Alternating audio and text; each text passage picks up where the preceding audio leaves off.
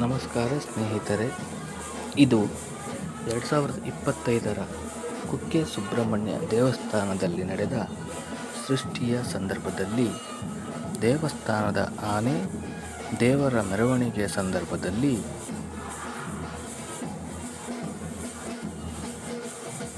ಮುಂದೆ ಚಾಮರ ಬೀಸಿಕೊಂಡು ಹೋಗುತ್ತಿರುವುದನ್ನು ಅಲ್ಲಿ ನೆರೆದಿದ್ದ ಸಾವಿರಾರು ಜನ ಕಣ್ತುಂಬಿಕೊಂಡು ಧನ್ಯರಾಗಿದ್ದಾರೆ.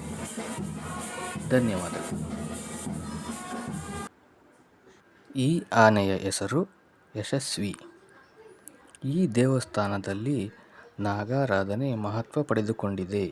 ಇಲ್ಲಿ ಸರ್ಪ ಸಂಸ್ಕಾರ ಬಹಳ ಶ್ರೇಷ್ಠ ಮತ್ತು ಸುಪ್ರಸಿದ್ಧ. ಸರ್ಪದೋಷ ಇರುವವರು ಇಲ್ಲಿಗೆ ಬಂದು ಸರ್ಪ ಸಂಸ್ಕಾರ ಮತ್ತು ನಾಗಪ್ರತಿಷ್ಠೆ ನೆರವೇರಿಸಿದರೆ ದೋಷ ಮುಕ್ತರಾಗುತ್ತಾರೆ.